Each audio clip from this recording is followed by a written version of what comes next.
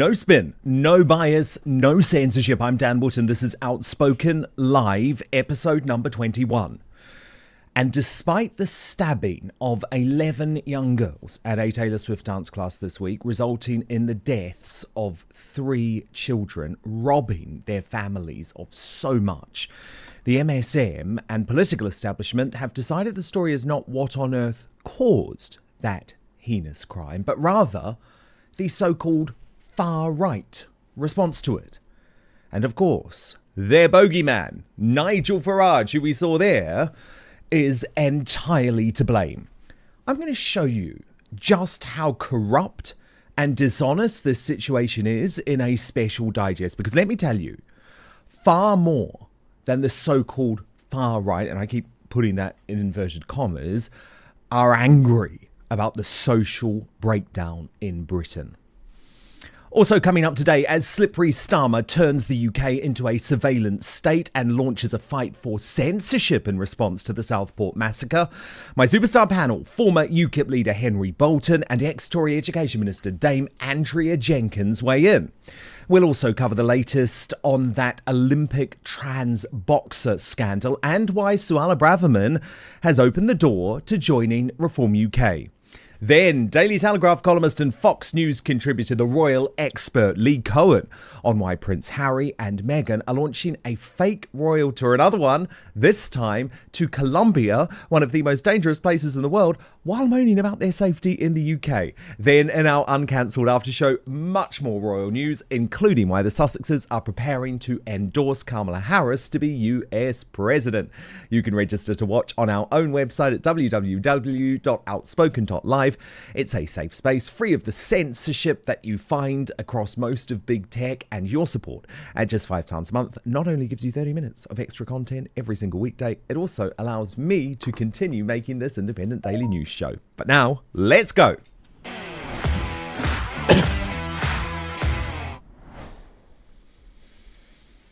There is an astonishing and depressing conspiracy between the mainstream media and the new socialist Labour government to cover up the truth and suppress discussion about what is really causing the streets of Britain to be so unsafe that 11 young girls are stabbed, 3 fatally, at a Taylor Swift dance class.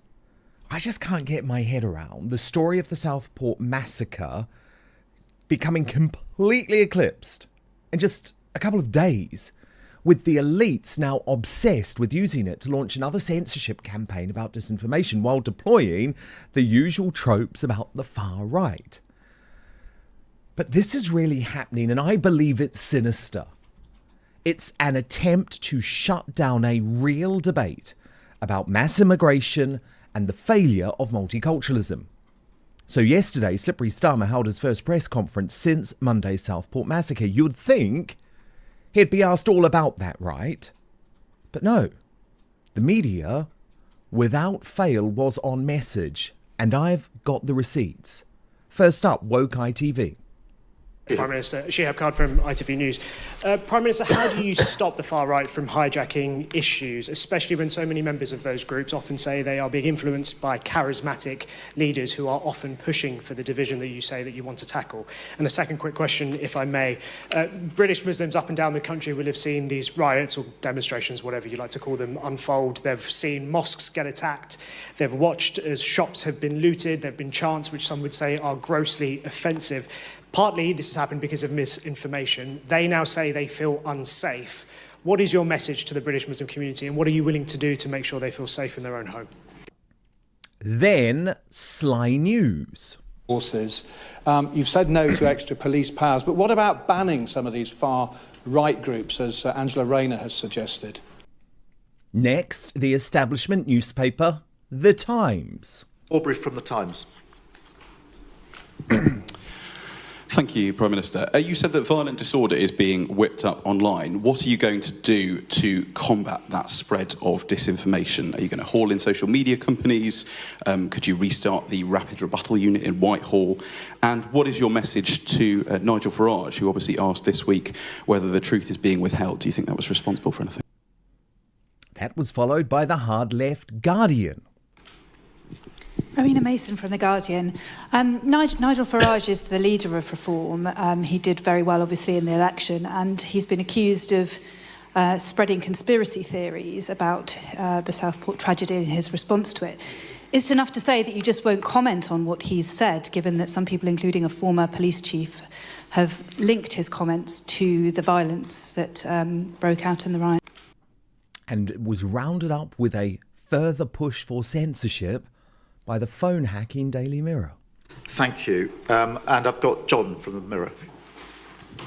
Hello, thank you. What consequences will there be if social media firms do fail to take action? Thank you. And I've got John. You can't make this stuff up. Did you notice? Not one question about why we now have a climate where our children are not safe at a Taylor Swift dance class. Not one question about the issues caused in this country by mass immigration, by a lack of assimilation, and by a failure of multiculturalism. Not one question. But as the opposition Conservatives shy away from this debate too, thank God the unofficial leader of the opposition refused to back down.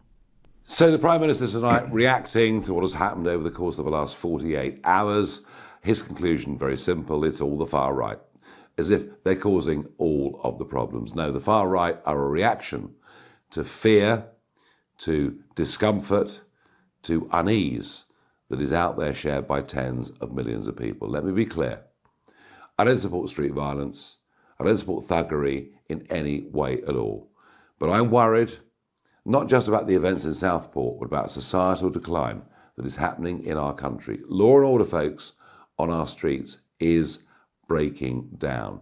This Prime Minister hasn't got an earthly clue how to deal with it. We need to start getting tough. We need to use stop and search, regardless of the colour of the skin of anyone that gets stopped. We need tougher prison sentences for anybody carrying a knife. We need folks to get real. Because I tell you what, what you've seen on the streets of Hartlepool, of London, of Southport is nothing to what could happen over the course of the next few weeks. Let's have proper law and order. But Mr. Starmer, just to blame a few far-right thugs to say that's the root of our problems doesn't work. I agree with every word. I actually think Nigel was pretty restrained there. However, the hypocrites in the be kind left, well, they become ever more deranged. I actually hate to do this because, let's be honest, these two are both such non-talented non-entities. But I wanted to play you just a little bit of this vile podcast being produced by the media giant Global.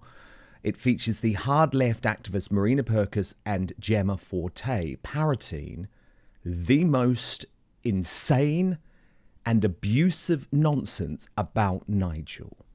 No. Stop it. Stop validating that divisive, dangerous prick. And then he goes on social and gives like a speech, at a desk like he's some kind of world leader. Bottom-feeding grifter. Your party has got, 5 MPs? Like, bugger off.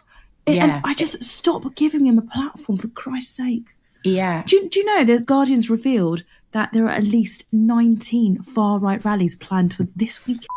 Shit. And they're using the excuse of these poor little girls who were murdered and that disgusting incident. What are they trying to achieve? What does this solve? Let's be very clear. This is violence for violence sakes, and it achieves nothing. And I really, really hope, I think you said to me, Marina, perhaps this is where that protest bill might come in handy. Yeah, this is where, the Public Order Act, Crime Police and whatever sentencing bill, use it. If you're going to use it against protesters and give them 5 years for planning a protest, then use it wisely here, surely. Another thing that's quite interesting is all these people who are rioting against the police. You can just guarantee that they were the ones a couple of weeks ago going that the police officer was completely justified in stamping on that person's head in Manchester Airport. You just know that, don't you? Yeah. Oh, yes, the narratives, you can guess them all, but I am really cross at how so-called responsible news outlets are giving any prominence to him at this time, because it's actually dangerous, it's inflammatory, and it should be illegal to speak like that. It's hate speech. No. It should be illegal. I just played you what Nigel had said. And I played you in early episodes this week his other intervention. It was so far from illegal hate speech. I mean, by the way, I believe in freedom of speech. No speech should be illegal. But these people are nuts. But you notice how they're also really vile and really abusive, even though they were the ones that wanted people like Lawrence Fox cancelled from GB News. Meanwhile, the narrative that idiots like that have been spewing about those arrested to cause trouble, they were saying that they were all shipped in from outside of Southport. Well, that was also completely untrue. As this post on X summed up, and it was backed up, by the way, from figures by the police, the 5 arrests in connection with the Southport riots, all locals. So much for the narrative stating the perpetrators had travelled there from afar. So once again, it has been left to one of the country's only sane leftists, Paul Embry. I've quoted him quite a lot this week, because thank God for Paul Embry, as he's revealing what's really going on. He posted some of the people who protested over the past couple of days may well have been, quote, far right. But I'm not going to automatically believe it just because liberal voices in the media or certain politicians state it. Why? Because these people also told me that Brexit was, quote, far right, that anyone who believes people can't change sex or supports strong border controls or criticises the Pride mania is, quote, far right, that Reform UK is, quote, far right, and so on. Having utterly debased the term, they cannot expect us to believe their statements without question. They have cried wolf too often. Paul is right. I know. I am convinced what the MSM and political establishment are trying to do. But I'm not giving into it. I deplore all violence. You know that. I always deplore violence. But I am also angry. And I will not shy away from a real conversation about the problems besetting this once great nation. But to react now, let me bring in today's superstar panel.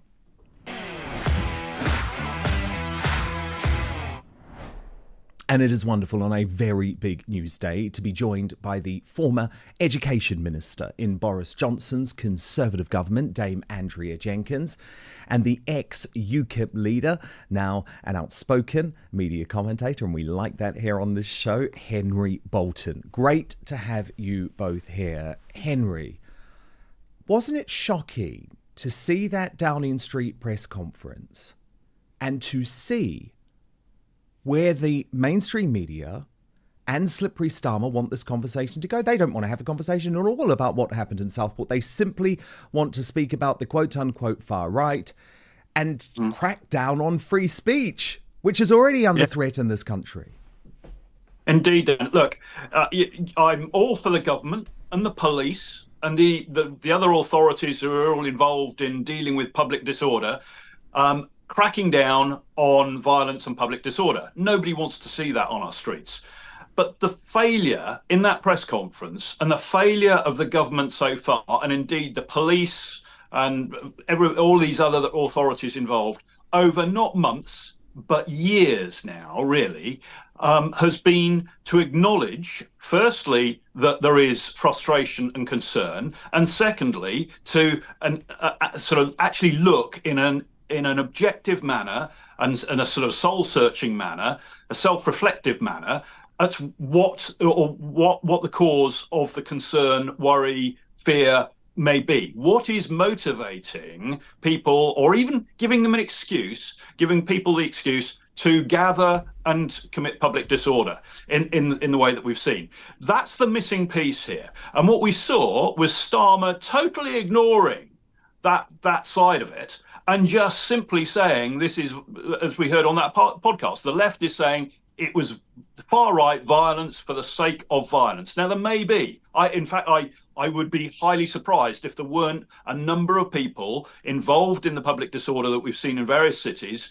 who, rather like fit football hooligans back in the 80s and 90s, who just wanted to cause trouble. I have no doubt that there is a highly criminal element of pathetic people out there who have got nothing better to do than incite and be involved in violence. But, and this is the but, the majority of people in this country are seriously concerned, I believe, and worried about the rise in knife crime, the rise in sort of identity politics type related violence, the divisions in society that are being created by those people who claim to be standing up for the rights of various groups in society, the concern, the worry that's coming as a result of the tension that causes must be acknowledged, must be addressed. And I think that finally, we have got in this country, now the government and the police will deny it, a strong perception of double standards, of, we call it two-tier policing, but it's in policing, it's in justice, it's in politics even. People feel that some people are being treated differently. Everybody should be treated equitably by the law. The law must be enforced firmly, but fairly. And there is a perception, even if it's not the reality, and I believe it is the reality, even if it's not the reality, that perception is people's reality, must be addressed.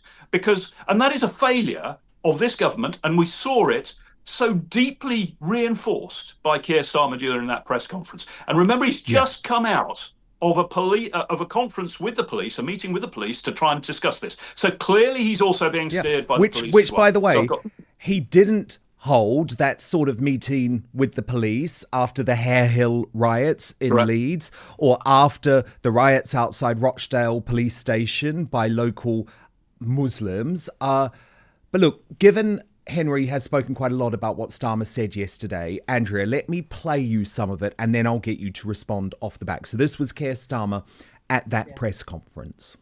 And so I call on everyone to give them, and indeed the wider community at Southport, the space to grieve, and time for the authorities in Merseyside to do their job. There will be a time for questions, and we will make sure that the victims and families in Southport are at the heart of that process. That's the very least that we owe these families. But we also owe them justice. So while there's a prosecution that must not be prejudiced, for them to receive the justice that they deserve, the time for answering those questions is not now.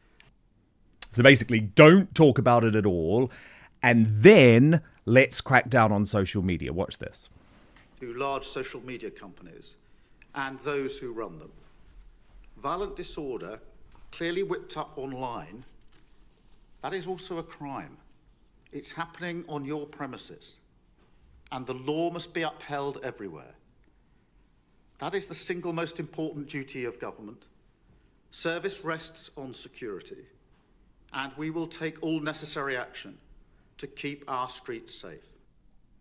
Andrea, I was so disturbed by this because actually some of the right are getting on board. I saw the Sun newspaper in their editorial today endorse censorship of social media companies, and I saw your former colleague, the Conservative MP Miriam Cates, say the same thing. I can't believe, Andrea, that the solution to what happened on the streets of Southport is to try and shut us all up. Let's face it, they should be catching real criminals who's going out murdering people rather than policing the internet like this and saying misinformation is being spread. But what really deeply concerns me, Dan, as you know, I'm a mum to 7-year-old Clifford. These children, why was the press conference not about them? Yeah. I mean, children are being murdered. Some are still critically injured.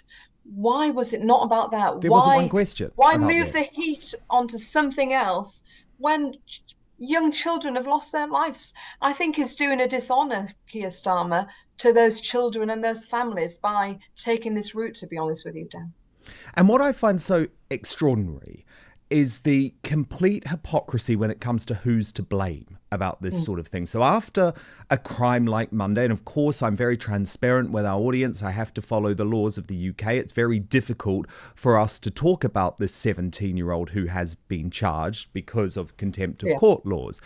However, everyone immediately says, oh, no one's to blame for this. No one's to blame. It's not multiculturalism. It's not the fact that his parents came from Rwanda. No one's to blame. It's mental health. He's got autism. It's mental health. It's got to be mental health.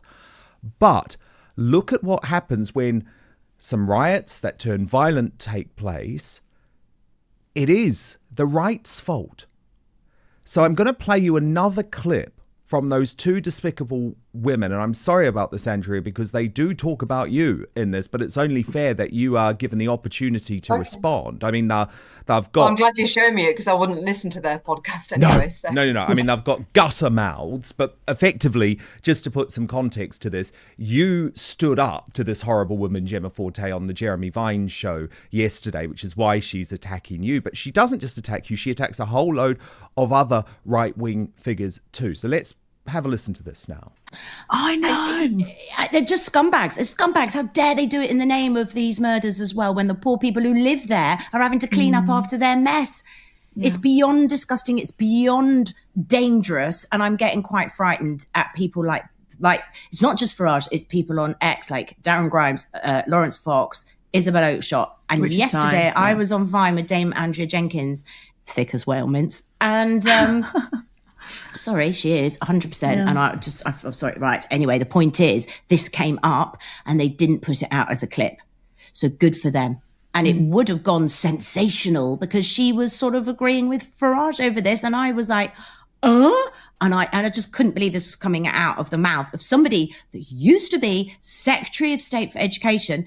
But they said to me in my DMs after on Twitter, they were like, we're not putting that clip out. And I said, great, good. I'm glad you're not. That is good motivation because they don't want to stir the pot. Andrea, only fair you have the opportunity to respond. Well, what an unpleasant woman. I mean, I didn't like being on the panel with her. I clashed several times because, as usual, it's the sanctimonious left, Dan, who were trying to silence. And actually, I was defending Farage because actually all he said is people are rightly concerned, questions need to be answered. And then I went on to say about this two-tier policing system, and people feel that they're not being listened to. And so it's a wider society problem. Now, I'm concerned if guest panelists have that much influence to actually be able to silence another panelist. So I will look into that, Dan, because exactly. I'm because certainly not happy at that. Well, isn't that evidence of what we're talking about? To silence what I've said, which is actually, in my books, just common sense. Yeah, which the vast majority of the country agree with. I mean, Henry Bolton, there's a couple of things to pick up on there because I think, number one, Andrea is completely right. It's really chilling that Channel 5 executives made a decision to censor Andrea's comments on social media, even though they would have been very popular and they knew they would have been very popular. And secondly, where do they get off blaming Darren Grimes and Lawrence Fox and Isabel Oakeshott and Richard Tice when they are the people, Henry, who say, oh, well, you can't blame anyone for what happened in Southport? I mean, I also think, sorry, Dan, but back to that press conference. I mean, remember that the press teams in Number 10, they do brief the media, don't they? Yes. So I think there was planted questions. So it's all part of the agenda of Keir Starmer. That's what I think. Shocking. Yeah, really, really shocking because my former employer, GB News, was not given a question. And I saw Mark White, their crime correspondent who was in the room. He was going to ask a question about social cohesion on the streets and he was not given the opportunity to ask a question. Henry Bolton, you come in. Yeah, look, as long as these people refuse, point blank, as long as they talk confidently, they behave confidently. But in reality, they are people who don't have the confidence to challenge or to, even in self-reflection, their own worldviews. They are too cowardly to ask themselves, am I or am I right or wrong about this? What is the reality? Am I perhaps, have I got this wrong? Have I got it partly wrong? But they won't do that. Instead of doing that, it is much more convenient, psychologically, much more convenient, much more comfortable for them to find an enemy, to challenge somebody else. They're not having to explain their position. They're not having to justify why that they want to be soft on this or that or the other. They're simply passing the buck to an easy target, which is the likes of those people who stick their head above the parapet and say, this country has a problem. Because all they're saying is, no, it hasn't, apart from you. And I know. Blaming a group of people. I mean, like you said earlier, I don't agree with thugs who are, are causing criminal damage and violence, like you said as well, Dan. We're all, abhor anything like that. But by the way, Andrea, they were not coming in. This line has kept being used. Oh, they're being shipped in. They're from far-right groups and they're being shipped in. No, they were locals. They were locals who were angry about the fact that their daughters were just stabbed on the streets. Exactly. But don't you think as well, though, that it's the fact that by Keir Starmer and the media blaming, a group in society when these children have died, they're actually stoking up even more hatred and anger. Yes, absolutely. So they're being irresponsible as the government who's just come into power. Andrea, you said earlier that I can't remember your precise words, but the people felt that they weren't being listened to, and that creates frustration, and that in itself, has to have an outlet, and sometimes that outlet is in the form of protests and demonstrations. Sometimes they turn violent, either because people are so frustrated or because there are agitators there. It creates that. So it is absolutely crucial in all of this that the police, that the government listens and is seen to listen and is perceived to listen. What Keir Starmer did was demonstrate that he's not listening. And as a result, I'm not surprised there are more demonstrations apparently planned, so we hear. I'm not surprised about that, because people are thinking, listen, I'm sure there are people who think, I will participate in a demonstration because I don't see any other way of getting our concerns across. They're not listening. So what do we do to make them listen to us? And so you have a demonstration, and then that's not listened to. So it's just going to escalate. And that's a serious problem. And all of this, the cause, the motivation, the excuse, call it what you will, for these protests that turn violent, is in large part as a result of the authorities not listening. And, Keir Starmer went, I think, a step even further. He almost disconnected that appalling, evil attack on those children from the protests. They are not disconnected. One was at least partly responsible for the other. And by disconnecting them, what he was trying to do there, I believe, is say, not only was there this incredible tragedy, this heinous crime, but these people on the far right are exploiting it. What utter and complete rubbish.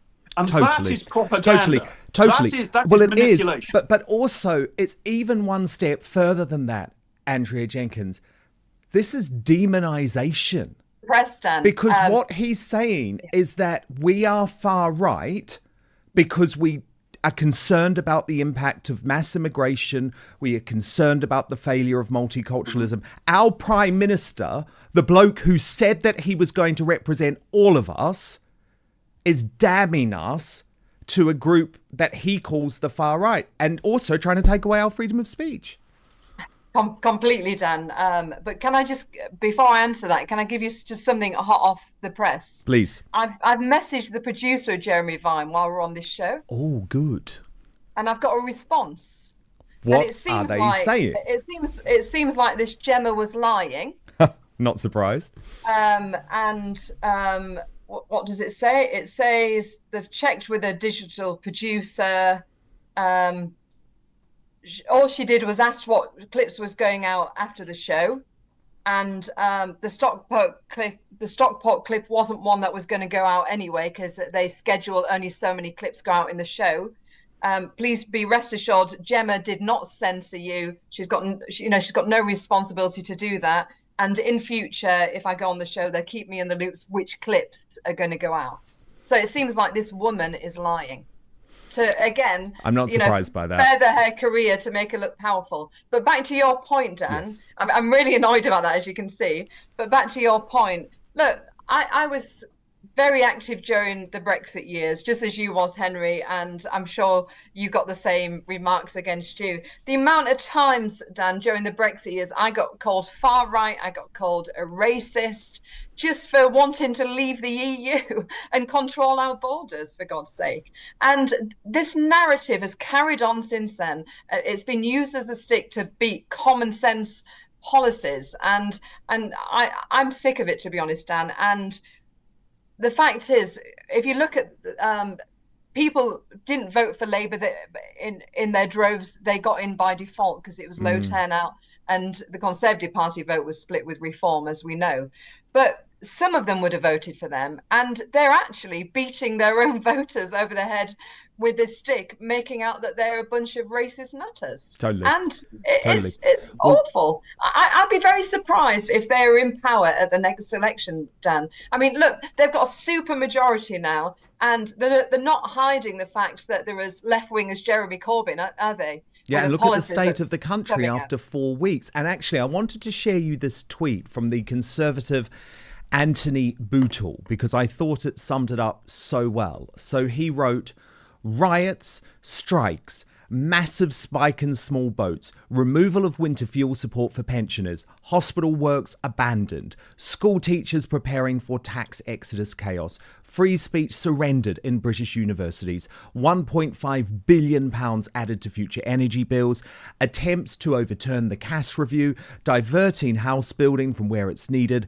pumping taxpayers' money into union pay deals, renewed support for an international organisation infiltrated by terrorists, North Sea investment evaporating, energy security surrendered, defence procurement uncertainty, businesses and investors leaving the UK, support for two-tier policing, huge tax hikes in the pipeline, enjoying the new Labour government. We're only 4 weeks in. I mean, it is extraordinary. And it'll get worse as well, Dan, because one thing off that list, what is not on that list yet, which I can guarantee it will be, is the World Health Organization. If you remember, there was few of us MPs at the time who was trying to fight.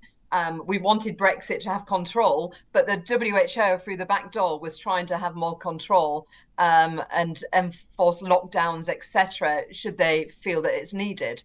I think that'll be the next step with Labour, Dan. We're going to succeed more power to and the EU organisations. And the EU. Now, two-tier policing is mentioned there. And Henry Bolton, I know you're very passionate about this, but I just want to play you one example of this and get you to react, if that's okay. So this was at one of the protests in Westminster 2 nights ago.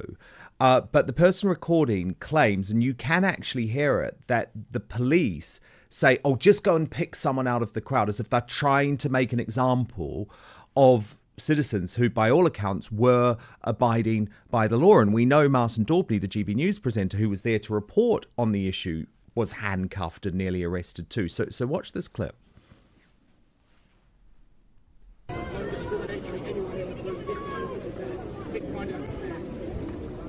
They're just arresting people for no reason.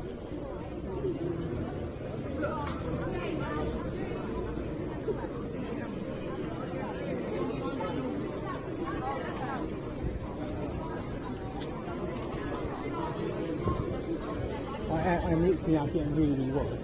So I've got a YouTube channel and I've filmed everything I've done here today, and I can prove I was not involved in any violence at all. That I've just stood here and filmed. I'm pretty sure I heard him say just pick anyone out. Yeah. So just pick anyone out, Henry Bolton.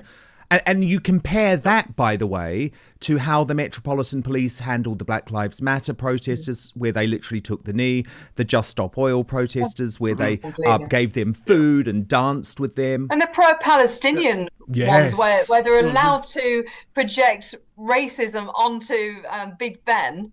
Yeah, and it happened every allowed, week. for God's sake. Yeah. So Henry, there is two-tier policing, isn't there? I believe there is. Look, I'm a former police officer myself. Yeah. And, we've had the Black Lives Matter people looting, running riot. We've had the pro-Palestinian people and the climbing all over monuments and so on. And now we see this, and it's dealt with in an entirely different way. Anybody can see that. And to deny that is, it's just beyond belief. That said, Dan, I'm a former police officer myself, and let's talk about that particular arrest, because there are two scenarios. First of all, because I can't quite, my hearing's maybe not as good as it should be, but I can't quite hear a police officer say, just pick anybody out. There's sort of words that might be that, but I'm not quite sure. If that was the case, as a former police officer, I can tell you now that that's an unlawful arrest, and that needs to be dealt with in the court. If I was that individual, then I would be taking that to a solicitor and saying, right, I was unlawfully arrested. Even if they were de-arrested a little bit later, that's still an unlawful arrest. The second thing is, though, and this is me, I'm sorry, but I'm going to be a little bit technical about how the police operate here, because we don't see the full context. What you have on these situations is, we didn't see it in Southport, but the Met Police have a better, slightly better degree of training and preparedness to deal with these sort of situations. So you'll see a cordon or a line being formed. When there are those officers in that line, or the spotters who are looking for such people identify somebody who is not necessarily participating in the protest or in the demonstration or in any violence, but is maybe helping to direct it. They look as though they're a passive sort of observer, but they're not. Then an arrest team will be tasked to go through the line to make that arrest. For this reason, that if the people in that line make the arrest, then you are leaving a gap in that line whilst they're dealing with the prisoner. Okay. So I'm not saying that's what happened. No. And you are right, by the way, also to point out context, because, of course, when it came to the Manchester airport situation, where I was one of the few people saying, no, I don't think the police have done the wrong thing here. We've got to see the full context. Everyone jumped to conclusions. So I think it is very important, and you make a very good point, that we should not judge the police based on a small action that we see on video. But look, I want to move on now to the other scandal that has shocked the world this week, and this is the Algerian boxer Amani Khalif, who, after just 46 seconds, caused Angela Carini, a biological female boxer, to abandon her very important fight at the Paris 2024 Olympics, and she was left absolutely devastated. So there's been some big developments on this, including British boxing champion Nicola Adams saying she stands with Angela Carini. She wrote, after years of fighting for women's boxing to even exist in the Olympics, and then all the training they go through to get there, it was hard to watch another fighter be forced to give up on her Olympic dreams. People not born as biological women that have been through male puberty should not be able to compete in women's sport. Not only is this unfair, it's dangerous. But I don't really feel like the Labour government is on the side of what is very clearly right here, because Lisa Nandy, the culture secretary, who's actually in Paris, just 2 weeks ago said that she did believe that trans competitors should be allowed. Now, she's had to backpedal a bit, but she still, to me, gave a very unclear answer. Watch this. It was a very uncomfortable watch. It was an incredibly short watch, but incredibly uncomfortable to see. And I know from being here in Paris that there are a lot of women competitors who are very concerned, not just about whether we're getting the balance right between inclusion, fairness and safety in boxing, but in other sports as well. Successive governments have always said that these are often quite complex biological matters. In this case, I think it is more complex than is being presented on social media, and so it's right that sporting bodies take those decisions. But I have a role, the government has a role, to make sure that they have the guidance, the support and the advice that they need to be able to make those decisions and get that balance right.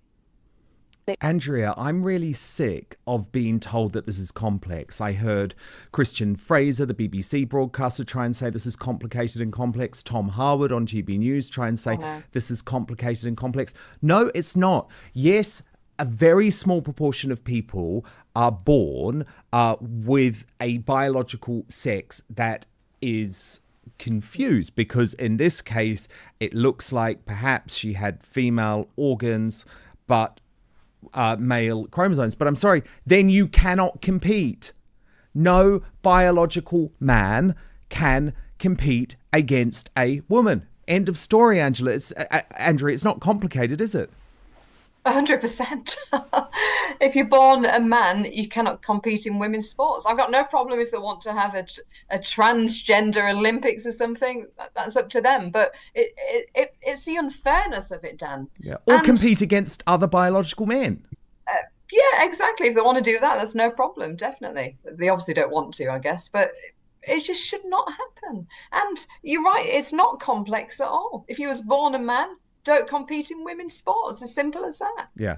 And Henry, by the way, I did just refer to the boxer as she, but that was actually a mistake, because I refuse to go down the BBC Daily Mail path of referring to biological men as she or her, because I think it really complicates a story like this.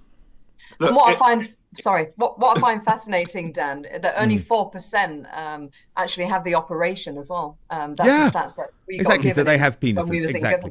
in Henry. But we've seen it in swimming as well, haven't we? Look, that boxing match made me angry. It made my blood boil. It made me want to get into the ring as I was watching it and deal with it myself.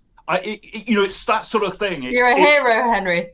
Well, I'm not, because I wasn't actually there. But I would. It's beyond the pale that anyone who is sane and right-minded, and this will get me labelled as far right, won't it? Thinks that that's okay. No, it's not. It is not okay on any level. But this guess is the problem. Just going back very briefly to the previous point, Dan. Yes. This is what's happening. Anybody who takes a stand or expresses an opinion, like I just have, against this sort of woke position on anything, is labelled far right, because we are that's a way of shutting us down, making us the enemy. And the whole list of the agenda items of the Labour government, there's a handful there that I agree with, and fine, but there's a whole agenda there that is being pushed forward against the will of, I believe, the majority of the British people. And part of this, the context of them doing that, is to create an enemy that is causing civil disruption, that is threatening violence, that is standing in the way of progress, and that's the far right. So it's very convenient to do this. By the way, it's good for you to link this to the Labour government, because Mark Adams was from the IOC. He is the person who has been providing the defence of the Olympics, including this boxer. And guess what? This bloke, Mark Adams, he was Slippery Starmer's best man. Watch this.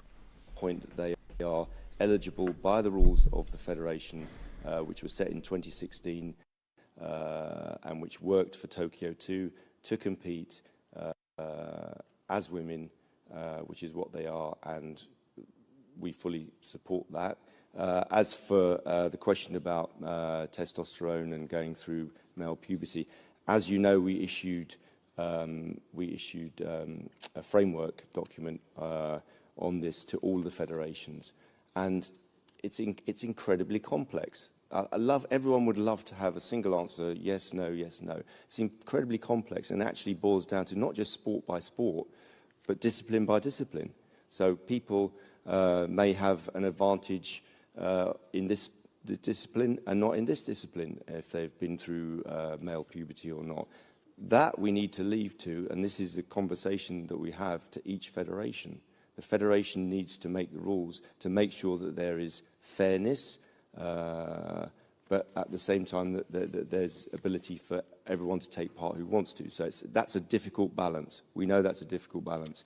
But in the end, the experts for each sport and each discipline are those people who are working that. And they know very well, and we have seen cases, but they know very well where there is an advantage, and that if there's a big advantage, that clearly is not acceptable. But that needs to be a decision made at that level, I would.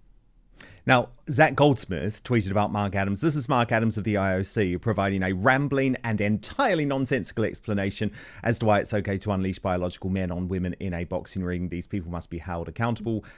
#resign Mark Adams. And very soon after that, the Daily Telegraph revealed that the official at the centre of the Olympic boxing gender row was one of Sir Keir Starmer's best men at his wedding. They've been thick as thieves, Andrea, which isn't a surprise, is it? Because they all share this view. Definitely. And this strange utopia that we're living in, Dan, I can see all three of us getting arrested at some point in the next 5 years under this Labour government. Yeah. Yeah. The reason that was rambling and nonsensical is because he was trying to defend the indefensible. Yeah. That's what was happening. Exactly. Totally. Look, we've got to have a very quick word on the Conservative Party leadership race because there's been two big developments today. First, Suella Braverman, in an interview with GB News, has, let's be honest about it, left the door open to defecting to Reform UK. Watch this. I'm not going to defect to Reform, no. And I hope I'm not driven out to Reform by my colleagues. Listen, I look at Lee Anderson. Lee Anderson's a good friend of mine. And it's a tragedy that we lost him to Reform. He's someone who speaks with an authentic voice that resonates with a lot of people in Britain. And, you know, he's someone who is very brave, incredibly dedicated, and that we lost him. That our Conservative Party could not be the broad church. We talk about our broad church. Well, we weren't broad enough for Lee Anderson. Lee Anderson should be sitting as a Conservative Member of Parliament. In fact, you know, we should have more Conservative Members of Parliament because Reform should not have been the force that it was. And many of our MPs lost because of Reform. And Robert Jenrick launched his campaign today. And those same pundits, those same pollsters and talking heads down in Westminster, they now say that our party cannot win again. They say that our problems are too intractable. They say we're too divided. Destined to be our nation's Prime Minister for a decade or more. Well, if there's one lesson of our success here in Newark, it's this: nothing in politics is certain. Just as there are no final victories, there are no final defeats. And Mel Stride, who's Rishi Sunak's BFF, who you probably haven't heard of, he's saying, oh my goodness, again, the big issue is Nigel Farage and the Conservative Party simply shouldn't be getting into bed with him. So Andrea, of course, until very recently, a Conservative Party MP. I guess first up, I should ask who you're backing. I'm backing Pretty. I mean, if you look at that list, the only true conviction, looking at their voting record, the true conviction politician there who's to the centre right, who's a Thatcherite Conservative, is Pretty. Yeah. Look at the voting records of everybody else besides Robert. You know, he voted against Rwanda, but look at Pretty. All the others on there voted for Theresa May's deals. She's a Spartan like myself. We voted against the sellout Windsor framework, which affected Northern Ireland, which Rishi cobbled together. And to me, she's the only one who can save the party now. Henry Bolton, looking at this, who do you think has any chance of taking on Farage, or is the Tory party screwed in its current form? In its current form, yes, totally screwed. But hopefully the current form will change. I'm sort of I'm a Robert Jenrick fan, actually. I've had a long conversation with Robert not so long ago, and actually he's done a lot of reflecting, and I think he would be, if it was going straight into the leadership in government, then I'd say no. But but going into leadership of the opposition, I think Robert would do a lot better than people think. But then I would also, to a large extent, defer to Andrea's opinion, because she knows both these characters very well. But if Robert weren't to get it, absolutely, then I'd be behind Pretty. But just to say, I'm not a member of the Conservative Party. They didn't want me, so apparently I'd be difficult to manage. That's to quote. Yeah, and that is one of the problems, actually. The Conservative Party is forcing out a lot of really good Conservatives like Father Calvin Robinson and Connor Tomlinson. And I think that's insanity, personally. But Andrea, what do you make of what Suella had to say there? Do you believe that she's not going to go to reform? Because she did say, well, unless my colleagues push me out, which makes me think that if, for example, she's not given a prominent front bench role, maybe by the new leader, she would consider. And personally, I can see a lot of attraction and appeal for her going to Reform UK, where she could act as their shadow Home Secretary and I think make a real impact. I mean, there's two aspects to this, Dan. Number one, she's got 5 years to decide, really, hasn't she? Yeah. Up to 5 years to decide. She doesn't need need to do any. No, exactly. So I think she'll probably take some time out, reflect, and also do like most Conservative Party members are doing at the moment. We are seeing who's going to be the party leader and what direction it goes in. That'll make me decide whether I stay as a Conservative. And I never ever thought that I would say that. Or do we, need to see the formation of another political party? Who knows? Possibly. I think, Dan, one of the. I know a lot of people are they're so disappointed in the Conservative Party, and I understand that. I am for all manner of reasons, but I'm not sure that reform is the answer.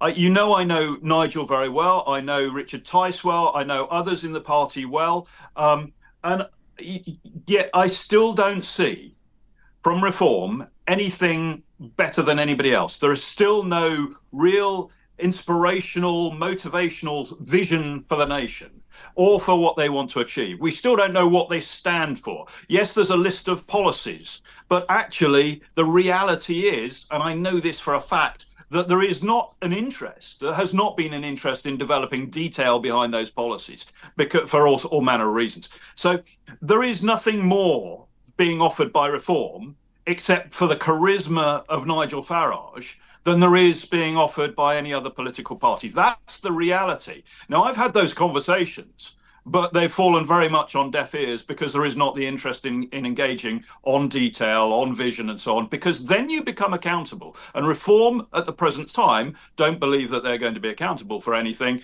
And that, I think, is where you played earlier a clip of Nigel, and I'm not trying to beat up on Nigel. I think he's got lessons to learn as well. He is no longer a member of the European Parliament and can behave as such. This is a different political cockpit that he's entered now. And I believe that he needs to actually, the questions he was asking on that video, I actually do believe, as I think Tobias Ellwood said, you should have been in Parliament asking the Home Secretary for these answers. Hold the Home Secretary and the government to account on this.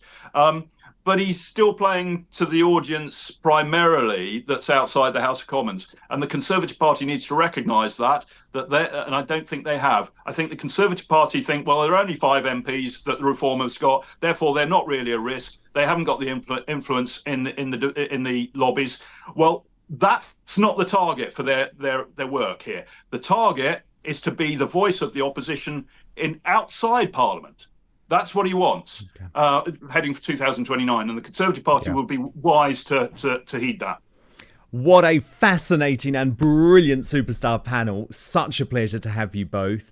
That was the former UKIP leader, Henry Bolton. And before that, Dame Andrea Jenkyns, the former Conservative Education Minister. Great to have you both. Have an amazing weekend, and I hope to see you very soon. Now stand by for the jaw-dropping story of how Prince Harry says it is too dangerous for Meghan Markle in the UK, so I know he'll take her to Colombia instead. US royal expert Lee Cohen is standing by. He's here in just 1 minute. But first, you know, I have promised to talk to you on this show about products that are life-changing, and this one's really personal, but the fellas watching, I know you're going to get it. And as I always say, ladies, buy this for your husband or boyfriend because it is a game changer. So, men, let me tell you, want grooming to be a one and done deal. And the days, thank God, of using the same trimmer for your face and your private parts are over, thanks to our friends at Manscaped. They've come up with the ultimate package to keep your hairs trimmed from 12 to 6. Introducing, and I have it right here, the Beard and Balls Bundle, featuring the Lawnmower 5.0 Ultra. Look at how beautifully packaged it is. I've actually bought these for someone because it's such a good product. And the Beard Hedger as well. But it's not the type of lawnmower that you might be thinking of, like that one. But this product provides precision trimming for all areas, even the sensitive ones, that will get you manicured as good as freshly cut grass. So I'm talking about a trimmer for the moneymaker, another for the boys downstairs, and the trimmer gets it right the first time, being gentle on the skin in all your delicate places.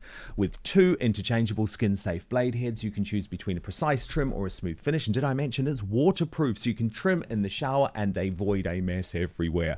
Now, the Beard Hedger is brilliant too, whether you're going for a neat stubble or a full-on lumberjack. Look, it has you covered because it features a titanium-coated stainless steel T-blade and 20 length options via the Zoom wheel. Just like the lawnmower, the Beard Hedger is also waterproof, which means you can handle your beard grooming in the sink or the shower without worrying about water damage. It has 60 minutes of runtime, an LED charge indicator, and you'll never be caught mid-trim as a result. This is a gentle product too. You're not going to be cut, and actually, Mark, trust me on this, it will increase your confidence, this product.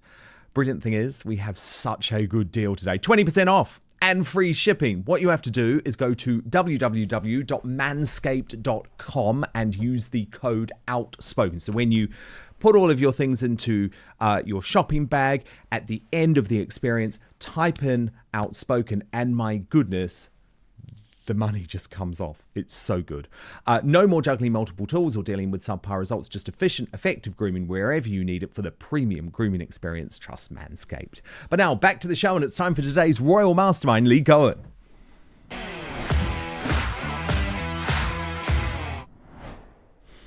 And Lee is a US-based royal expert, a columnist for Fox News and the Daily Telegraph. And it is such a pleasure to have you here, Lee. But my goodness, what a shocking story. Prince Harry just last week said it was too dangerous for Meghan Markle to come to the UK. However, they're going to go to Colombia, one of the most dangerous countries in the world. What have you learned about this, Lee? What is going on? Well, Dan, we just go from ridiculous to sublime with the Sussexes. And I mean, this is just amazing. Using safety and security as an excuse would be a reasonable excuse were it not for Harry electing to go to countries which are on the watch list of both US and UK. The US Department of State has issued a level 3 travel advisory for Colombia, recommending that US citizens actually reconsider their travel plans to that country due to crime and terrorism. And here are the points of the travel advisory that Harry and Meghan are electing to go to a country instead of his birth country, Britain. The safety concerns include in Colombia violent crime, including homicide, assault, and armed robbery. And the US State Department says that that is widespread. Other concerns outlined by the State Department include terrorist groups and criminal organizations who continue to operate and carry out attacks. Demonstrations occur regularly and become violent.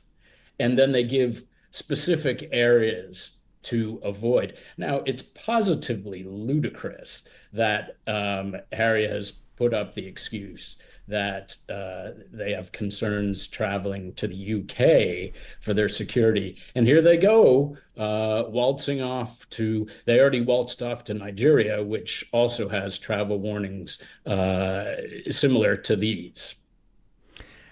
Totally. And the thing is, right, what I love about their decisions is it proves that they are completely lying about their security fears. But he was doing it again last week with such egregious and purposefully emotional language designed to try and blame journalists and critics like me in the UK if anything, God forbid, were physically to happen to Meghan Markle. So let's just have a reminder of what he told ITV. So the fight falls to perhaps the only person with the persistence and financial firepower to pursue this through the civil courts. I don't think there's anybody else in the world that is better suited and placed to be able to see this through than myself. But he fears negative tabloid narratives endanger him and his family. All it takes is one lone actor, one person who reads this stuff to act on what they have read. And whether it's a knife or acid, whatever it is, and these are things that are a genuine concern for me. It's one of the reasons why I won't bring my wife back to this country. I mean, Lee, you sort of have to laugh, but it's actually so sinister that he's already lining up the fact that if anything were ever to happen to them, maybe because of the risks that they're taking in terms of security, it would be negative tabloid narratives that were to blame, Lee.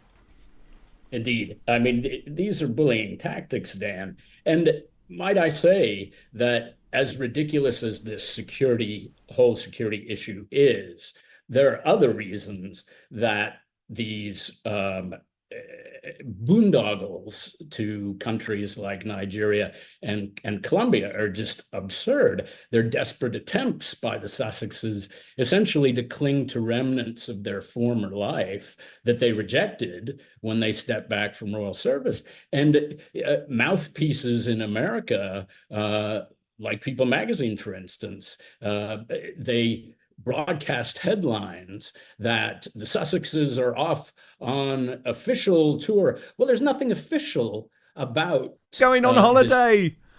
There's no Exactly. difference to you or me going to Colombia. Okay, so this is really interestingly. Let's be honest about what they're trying to do then. They are effectively trying to create some sort of alternative royal family based out of Montecito. And do you believe this narrative that it's actually because one day they hope to come back and take over the real British family? Well, I don't know about that. I think it's more likely, Dan, that they're just grasping for relevance and any mentions in the news. This is what they have to do to remain relevant. They had a wonderful situation when they were part of the royal family. They didn't have to work for any of their publicity. Now that they've rejected those responsibilities and attacked Harry's family, they have to work. They have to sing for their supper and grasp for every opportunity. That's what this is. And I would encourage you to think back to another royal couple, a king who abdicated and married another American. Sadly, we don't have a good track record with members of the royal family marrying Americans, but I promise you there are worthy American women. Yes, so you're referring to the Duke of Windsor and Wallis Simpson. Of course I am. Sadly, your lot have not picked the right American women. And having said that, the Duke and the Duchess of Windsor engaged in similar activities when the Duke abdicated the throne in 1936. Soon afterwards, they took a very ill-advised quasi-royal tour because the Duke was no longer king, although he still was HRH, the Duke of Windsor, certainly. But and they did it for the same reasons. He wanted to show his wife the royal treatment, even though she was never royal. And unlike Meghan, she was never even given a royal title. But that went over like a lead balloon.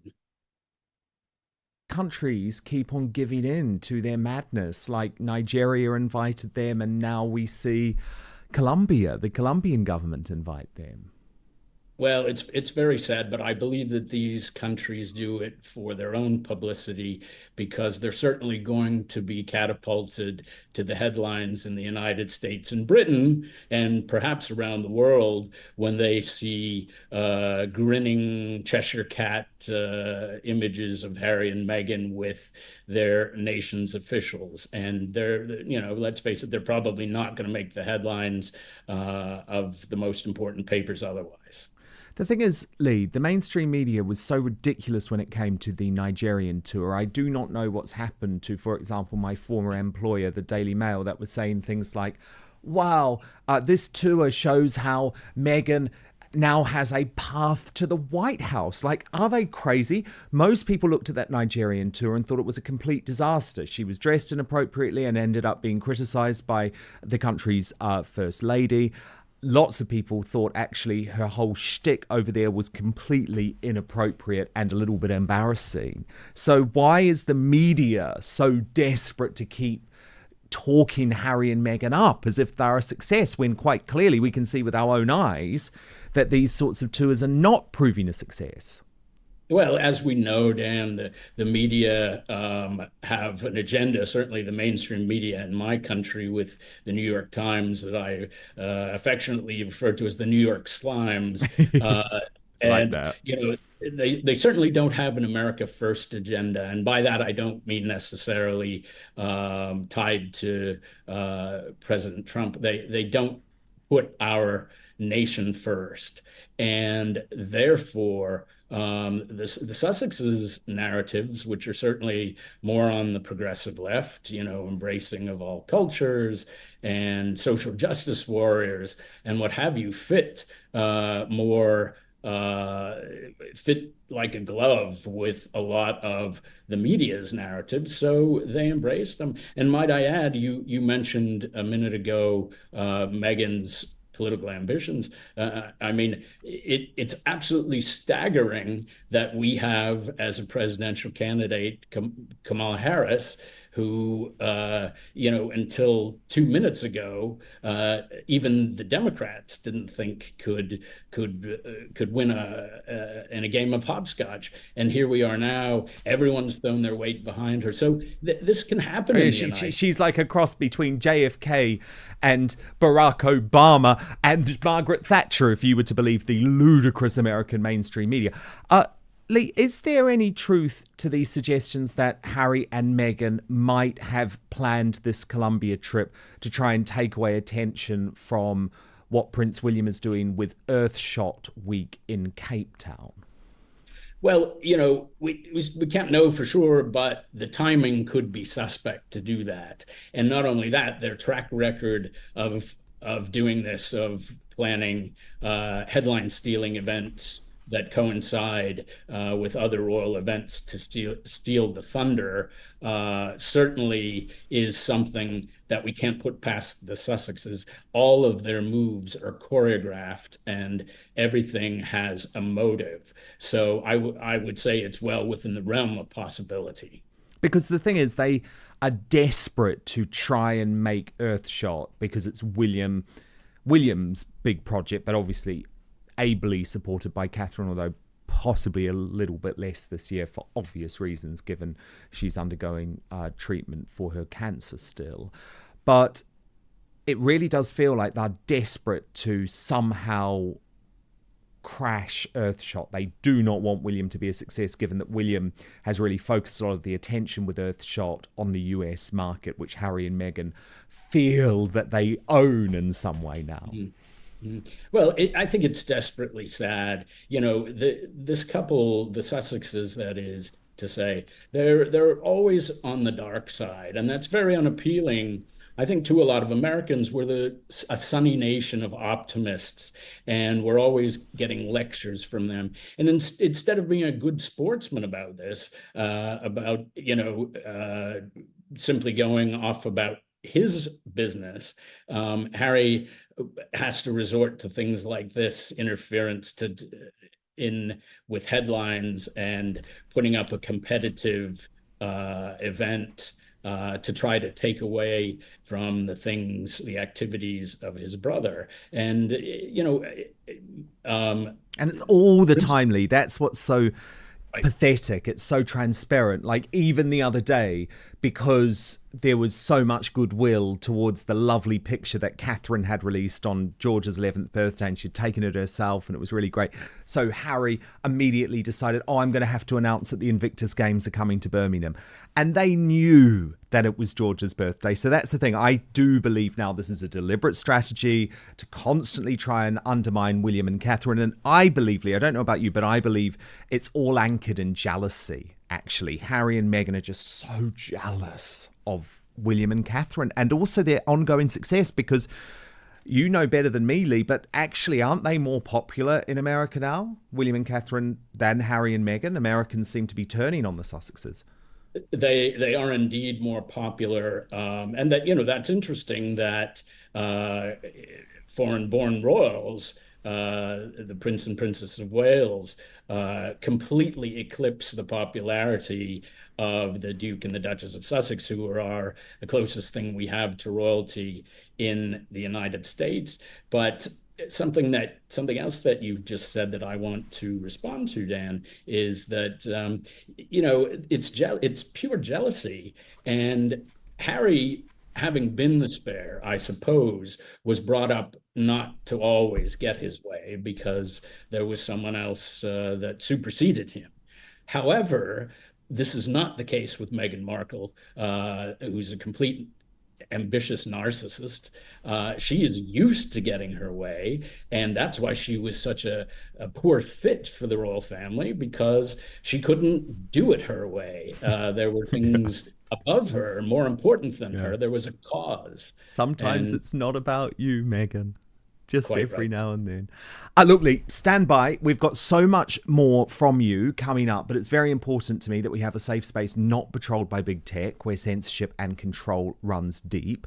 So that's why I have www.outspoken.live. It's our membership section where you get half an hour of extra content every day. So at this stage, what we do is we come off YouTube, we come off Rumble, we move to our own exclusive platform to continue this royal discussion with Lee Cohen, who has lots to reveal, actually. So all you have to do to watch it is sign up to www.outspoken.live, register there, and then you can get your membership. It's just £5 a month, so about the price of a cup of coffee in London, for 30 minutes of extra content every single weekday. Now remember, I'm back Monday live at 5 p.m. UK time, midday Eastern time, 9 a.m. Pacific. Do hit subscribe right now if you are watching on YouTube or Rumble, and turn on the notification bells, because then you'll be alerted to all of our new videos and if there's breaking news too. And most importantly, I promise to keep fighting for you. Have an amazing weekend, but hopefully I'll see you on the after show with much more from Lee Cohen.